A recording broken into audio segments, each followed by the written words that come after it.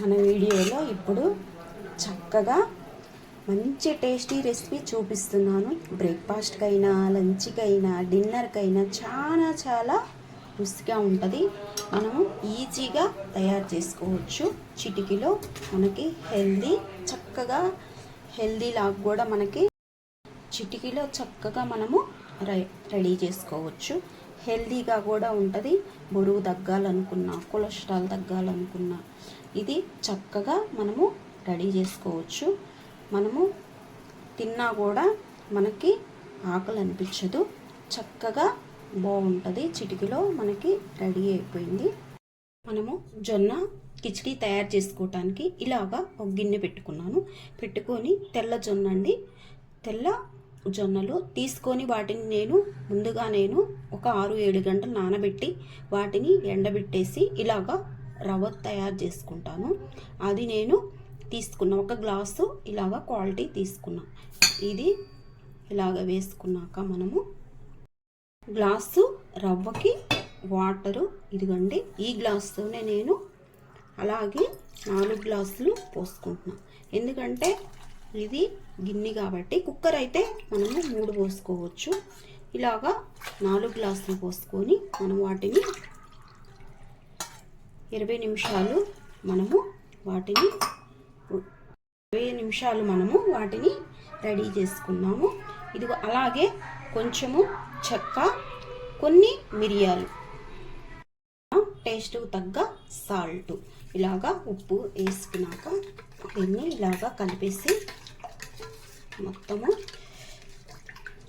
చక్కగా దీన్ని ఒక 20 నిమిషాలు మనము గ్యాస్ మీద పెడదాం. ఒక 20 నిమిషాలు గ్యాస్ వెలిగించి గిన్నె పెట్టేసి మనము ఉడకనివ్వాలి. చూడండి, మనకి ఇలాగా ఉడుకుతూ ఉంటుంది. మధ్యలో మనం ఇలాగా తిప్పుకుంటూ ఉండాలండి. చక్కగా ఇలాగా ఉడికిపోయిద్ది. చక్కగా మనకి దగ్గర పడి పోవచ్చిందండి.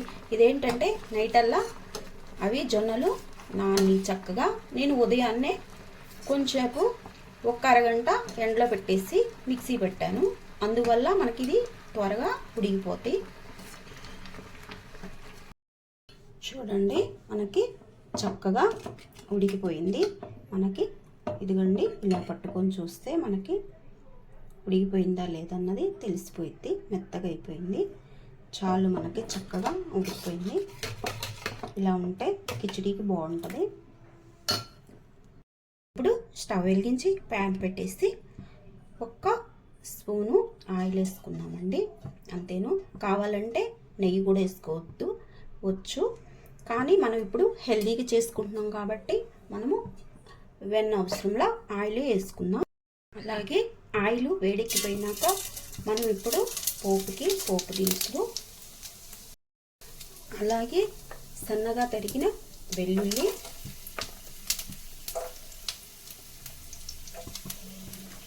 అలాగే 2 పచ్చిమిర్చి, వీటిని దోరగా మనము ఫ్రై చేసుకోవాలి. కొంచెం కట్ చేసి పెట్టుకున్న ఉల్లిపాయ, వీటిని కొంచెం టమాటా, చిన్న చెక్క, ఇలాగా వీటన్నిటిని మనం ఇప్పుడు దోరగా వేయించుకున్నాం. ఎక్కువ ఫ్రై అవ్వాల్సిన అవసరం లేదు. కొంచెం దోరగా వేగిపోతే చాలు మనకి. అలాగే కొంచెము కరివేపాకు, మనము సన్నగా తరుక్కున్న క్యారెట్, వీటిని వేసి కొంచెము దోరగా మగ్గనిద్దాం. చక్కగా క్యారెట్ అంతా మగ్గిపోయింది. అలాగే మనకి ఇక ఎక్స్ట్రా కొంచెం కొత్తిమీర వేసుకున్నాము. చక్కగా బాగుంటుంది. ఇది కూడా అలాగే మగ్గనిద్దాం. అన్నీ ఇలాగా మగ్గిపోయినాక చక్కగా మనకి అంతా తాలింపు మగ్గిపోయినాక మనం ఇందాక ఉడికించి పక్కన పెట్టుకున్నాముగా, ఇలాగా తీసుకొని దాన్ని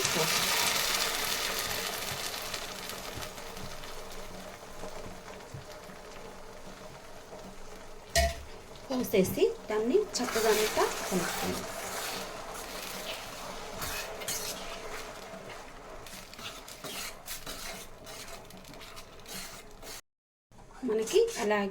ఇలాగే కలుపుకున్నాక మనకి ఇలాగా కొంచెం లూజుగానే ఉండాలి.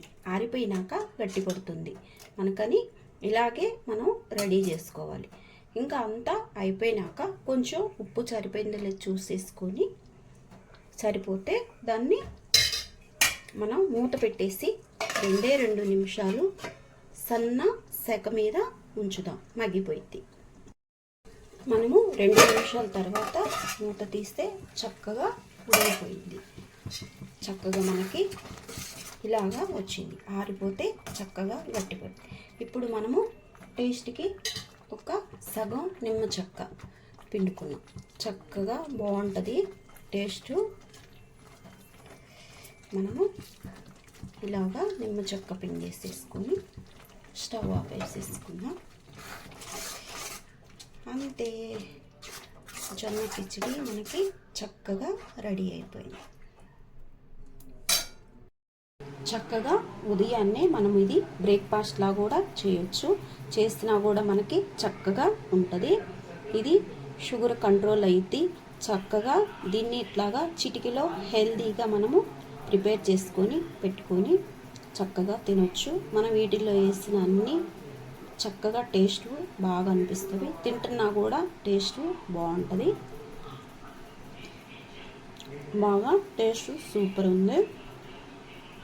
నచ్చిందా ఫ్రెండ్స్? నచ్చితే లైక్ చేయండి, షేర్ చేయండి, కామెంట్ చేయండి.